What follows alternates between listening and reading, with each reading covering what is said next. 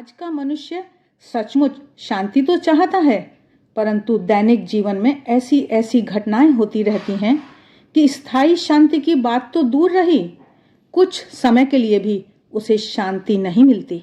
कई बार चारों ओर से दबोच दें ऐसी परिस्थिति बन जाती है, कहीं रास्ता नहीं दिखता। व्यापार में सहभागी धोखा देकर संपत्ति हड़प लें या संतान उपद्रवी होकर गलत मार्ग पर जा रही हो, अथवा जिसे प्रेम में सर्वस्व अर्पण कर दिया हो ऐसा प्रेमी मुंह फेर ले, दूसरों का भला किया हो तो भी उसकी ओर से निंदाओं की वर्षा हो रही हो, नौकरी में ईमानदारी होने के कारण सहकर्मी और अधिकारियों के क्रोध का शिकार बने हों, ऐसी कई बातें दैनिक जीवन में होती रहती हैं जो समग्र चेतना को डगमगा देती हैं, मन को अशांत कर देती हैं। ऐसे प्रसंगों में मन को स्थिर और शांत रखने की कला को जानने वाला मनुष्य जीवन के युद्ध में विजय प्राप्त करता है। इस विजय को प्राप्त करने के लिए जीवन की जटिल परिस्थितियों में शांति किस प्रकार बनाए रखनी चाहिए, उसके लिए अनेक सूत्र हैं। उनमें से कुछ मुख्य सूत्र ये हैं। चिंता की औषधि चिंतन। इस विषय पर महाराज अपने विचार प्रकट करते हुए कह रहे हैं कि मनुष्य को अशांत करने वाला महत्वपूर्ण कारण है चिंता। छोटे बड़े सभी को कोई ना कोई चिंता सताती ही रहती है। किसी को धन की चिंता है तो किसी को तन की चिंता है, किसी को भविष्य की चिंता है तो किसी को सम्मान की। इस प्रकार मनुष्य के मन में चिंता हमेशा बनी ही रहती है, वह उसे खाती रहती है। इसलिए कहा जाता है कि चिता से भी चिंता अधिक खतरनाक होती है, क्योंकि चिता तो मरे हुए को जलाती है, जबकि चिंता तो जीवित व्यक्ति को ही जलाती रहती है। जब चिंता से मनुष्य निरंतर जल रहा हो तो उसे शांति कैसे मिलेगी? परंतु जब मनुष्य चिंताग्रस्त होता है तब उसे सबसे अधिक शांति की आवश्यकता होती है। तो ऐसी परिस्थिति में शांति किस प्रकार प्राप्त करें? चिंता पर चिंतन करना। किसी भी परिस्थिति के विषय में चिंता करने से तो दुख और अशांति बढ़ती ही है, परंतु उस पर चिंतन करने से चिंता कम होती जाएगी। चिंता पर चिंतन करना, मनन करना, उसका विश्लेषण करना। विश्लेषण करने से स्पष्ट रूप से जान सकते हैं कि हम जो चिंता कर रहे हैं वह बिल्कुल व्यर्थ है। मनोवैज्ञानिक कहते हैं कि हमारी 80% चिंताएं केवल काल्पनिक ही होती हैं। काल्पनिक चिंताओं से दुखी होना तो मूर्खता ही मानी जाएगी। जिसका अस्तित्व ही नहीं है उसके विषय में चिंता करना मूर्खता का लक्षण है। यह बोध जागृत होने के बाद चिंता चली जाती है। मानसिक चिंता से मुक्त होने के बाद समस्याएं हल्की हो जाती हैं या वह ध्यान देने योग्य नहीं लगती। कभी कभी ऐसी परिस्थिति खड़ी हो जाती है कि व्यक्ति को ऐसा लगता है मानो वह चारों ओर से समस्याओं से घिर गया हो, तब वह बहुत चिंता करने लगता है। उदाहरण के रूप में एक व्यक्ति वर्षों से जहां काम करता है वह मिल बंद हो जाती है, उसकी आय बंद हो गई। घर में उसे वृद्ध माता पिता, पत्नी और 2 संतानों का लालन पालन करना है। पुत्र ने 12वीं कक्षा की परीक्षा दी है, अब उसे कॉलेज भेजना है। इन परिस्थितियों में क्या करें? निराश हो जाने वाली परिस्थिति में हमेशा यह याद रखना चाहिए कि भगवान एक द्वार बंद करते हैं तो दूसरे 2 द्वार खोल देते हैं। ईश्वर में संपूर्ण श्रद्धा और विश्वास रखकर निष्ठापूर्वक प्रयत्न करने से भगवान दूसरा द्वार खोल देते हैं। इसके अलावा मनुष्य को यह सोचना चाहिए कि जीवन में सुख और दुख तो आते रहते हैं। जैसे सुख भी स्थायी नहीं है वैसे ही दुख भी स्थायी नहीं है। भगवान बुद्ध कहते हैं, सर्वम क्षणिकम दुखमपि क्षणिकम। सब कुछ क्षणिक है, दुख भी क्षणिक है, सब कुछ अस्थायी है। इतना समझने के बाद सुख और दुख दोनों में तटस्थता आ जाती है। फिर किसी भी प्रकार की बाहरी घटनाएं विचलित नहीं कर सकती। श्री मां शारदा देवी भी कहती हैं, कोई भी कठिनाई अधिक देर तक टिकती नहीं है, पुल के नीचे के पानी की तरह तेज गति से बह जाती है। कठिनाइयाँ और दुख क्षणिक हैं, ऐसा मानने से कठिनाइयों और दुखों का भार कम हो जाता है।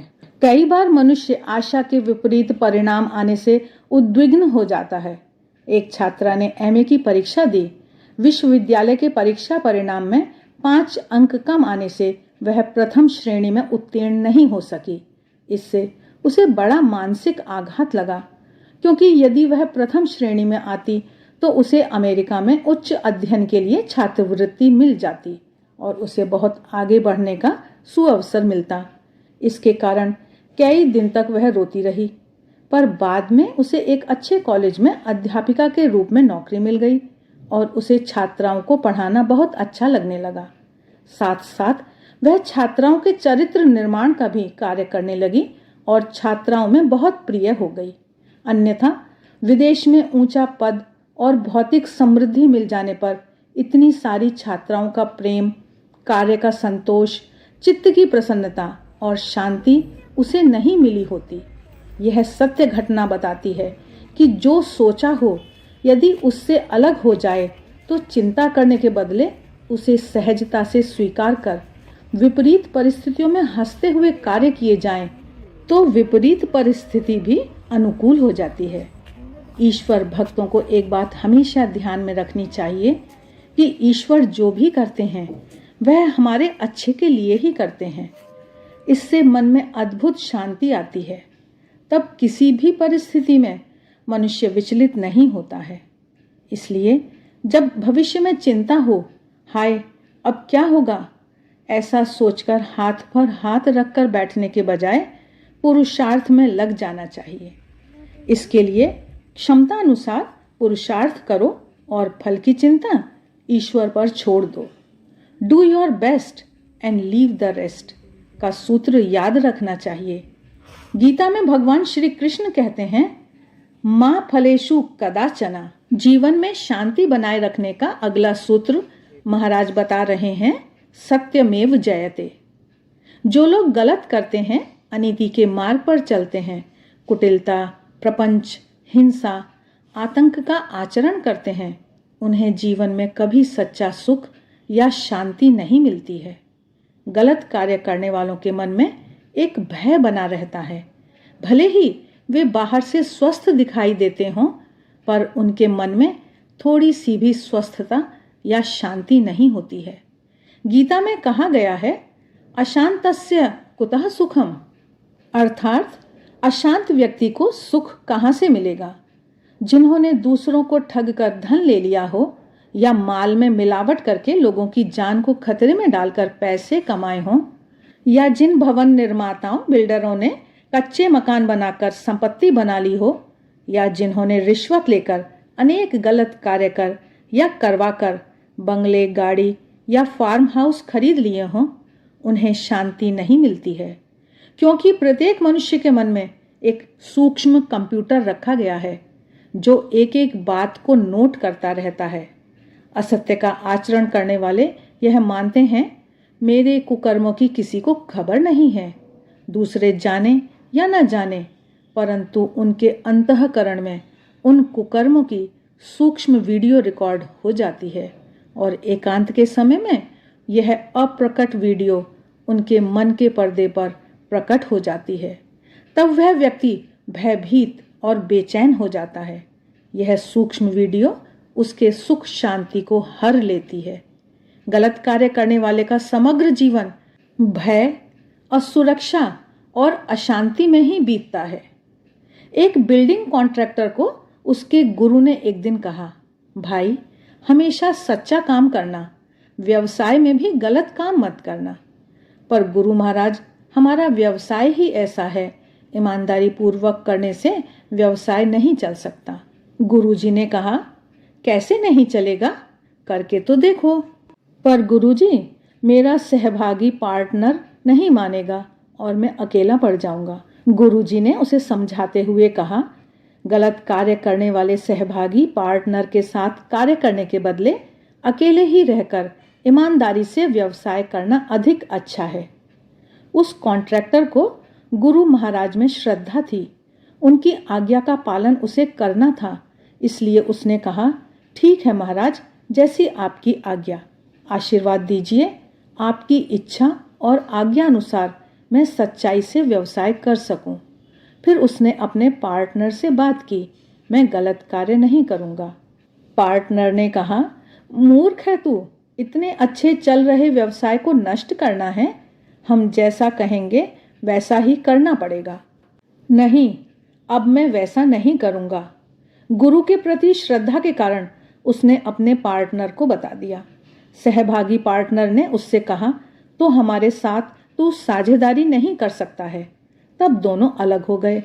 गुरु के वचनों में विश्वास रखकर छोटे स्तर से उसने अपना स्वतंत्र व्यवसाय शुरू किया। प्रारंभ में 2-3 वर्ष कठिनाई हुई, पर धीरे धीरे लोगों को उसकी विश्वसनीयता का पता चल गया और उसे भवन निर्माण के अधिक ऑर्डर मिलने लगे। उसका व्यवसाय स्वतंत्र रूप से भी चलने लगा। पहले पैसे तो अधिक मिलते थे, पर मन को शांति नहीं मिलती थी।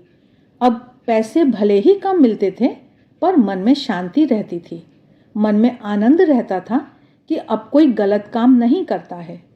जो असत्य का आचरण करते हैं उन्हें शायद प्रारंभ में सफलता मिलती दिखाई देती है, पर कभी ना कभी कर्म के सिद्धांत के अनुसार उन्हें गलत कर्मों का फल अवश्य भोगना पड़ता है। जो एक बार झूठ का सहारा लेते हैं उन्हें और भी अधिक झूठ का सहारा लेना पड़ता है, इसलिए उनके गलत कर्मों का परिमाण बढ़ता जाता है। इससे उनके मन में शांति तो रहती नहीं, पर एक प्रकार का भय और असुरक्षा का भाव उन्हें सताता रहता है।